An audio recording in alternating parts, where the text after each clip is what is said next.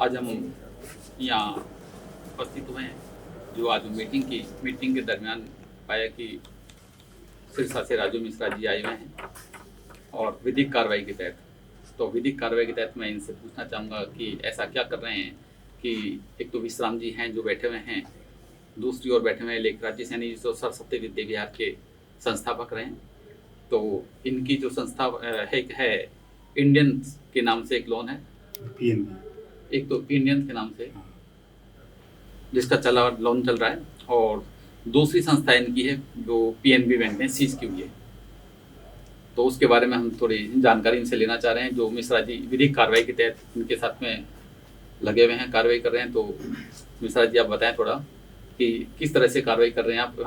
जो इनका एक तो स्कूल का है जो लॉक लगा हुआ है, आप इनका स्कूल का लॉक या अनलॉक करने के लिए क्या विधिक कार्रवाई कर रहे हैं, उसके बारे में आप जानकारी दें। जी, सबसे पहले तो आपको बता दूं सभी भाइयों को नमस्कार और वंदे मातरम, जय हिंद। इनका जो लॉक हुआ है स्कूल वो पीएनबी के तहत लॉक हुआ है, पीएनबी बैंक के तहत, और उसका नीलामी का टेंट वगैरह लगा दिया था। हालांकि उसका हमने पहले लीगल नोटिस ऑलरेडी दिया हुआ है।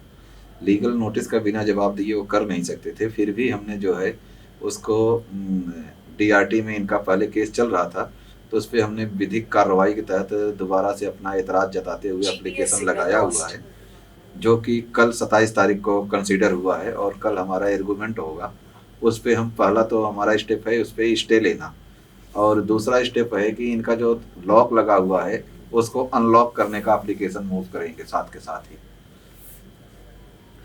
देखिए 20 मई को गुरुजी ने आवेदन लगाया और शायद 21 तारीख का रविवार था या शनिवार कुछ ऐसा था, 21 तारीख का। तो 21 तारीख को शायद वो ऑप्शन के लिए रेडी थे।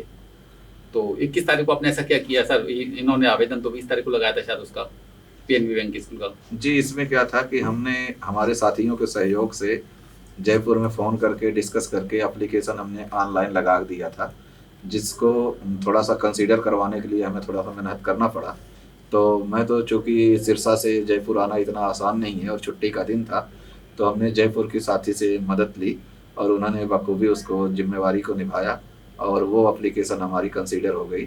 जो इनकी पहले से ही तारीख थी उस मामले में 27 की, तो 27 तारीख कल है 27 मई को, तो उसी में कंसीडर हो गया और उसी पे हमारा आर्गूमेंट होगा। अच्छा, थोड़ा संशय सर, जैसा कि उस दिन कंसीडर के लिए आपने बोला और बोला कि हम अपनी पूरी तरह से कार्रवाई कर रहे हैं कि, लेकिन गुरुजी के यहाँ तो सुना है कि टेंट लगा के वो बैठे हुए थे, तो उस विषय में आप क्या कहना चाहेंगे?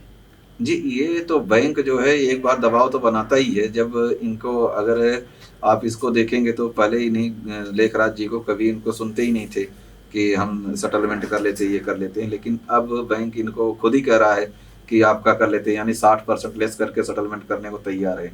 इसका मतलब बैंक तो दबाव में है ऑलरेडी। जी, हाँ, गुरुजी बता रहे थे, जैसे कि गुरुजी बता रहे थे कि करीबन 2 करोड़ 45 लाख का लोन है, शायद 3 करोड़ 5 लाख रुपए, 3 करोड़ 5 लाख रुपए का बताया जी, जो ओवरड्यू बकाया बताया गया।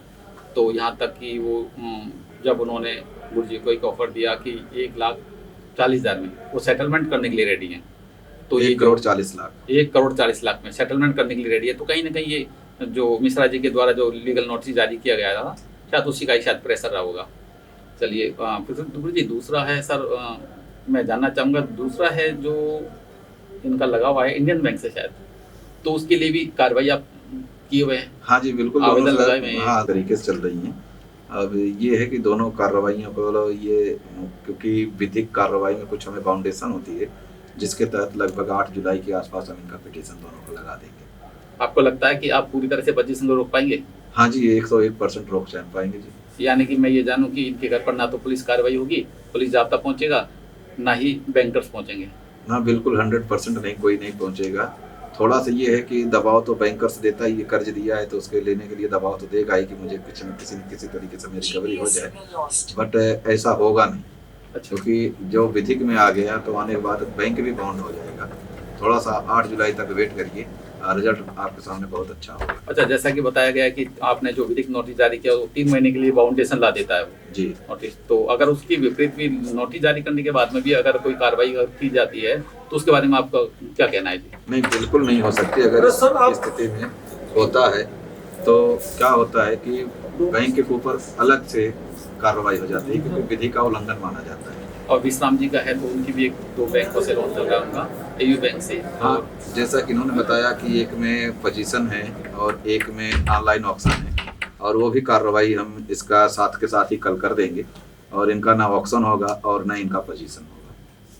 तो विश्राम जी आप इस बात से आपको क्लियर कर दूं कि हमारा जो नोटिस गया था, लीगल नोटिस हमने भेजा था, पोजीशन वाली जो कार्रवाई है उस नोटिस पहुंचने से पहले ही ऑलरेडी सरफेसी एक्ट तहत हो चुकी है। जी तो वो अभी पैनल पे बराबर टेबल पे चलती रही। अब उस पर हम जो आपत्ति लगा देंगे उस लीगल नोटिस को बाकायदा बना करके हवाला दे करके, तो वो भी रुक जाएगी।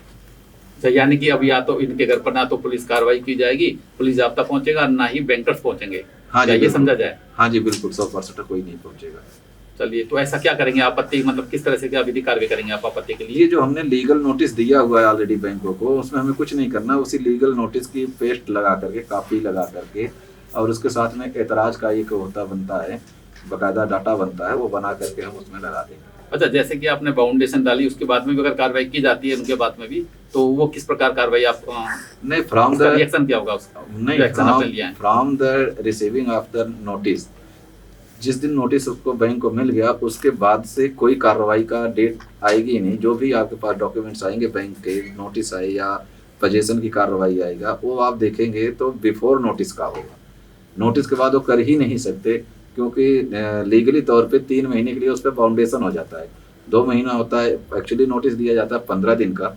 15 दिन में अगर वो किसी तरह का कोई जवाब दे देते हैं, फिर तो हम कोर्ट में चले जाते हैं। अगर नहीं जाते हैं, जवाब नहीं आता है, तो 2 महीना होता है उनके लिए और 1 महीना होता है हमारे लिए, कि 1 महीने के अंदर हम कभी भी कर दें। यानी 90 दिन के लिए हमारा फाउंडेशन होता है उसमें, कि सामने वाला पक्ष विपक्ष जो होते हैं इनके बीच का दरमियान जो होता है 90 दिन का, ये बाउंडेशन हो जाता है। न वो हमें फ़ोन कर सकते हैं, ना मैं उन्हें कॉल करूँगा। जो भी काम होगा वो विधिक तरीके से कोर्ट में रिप्रेजेंट किया जाएगा।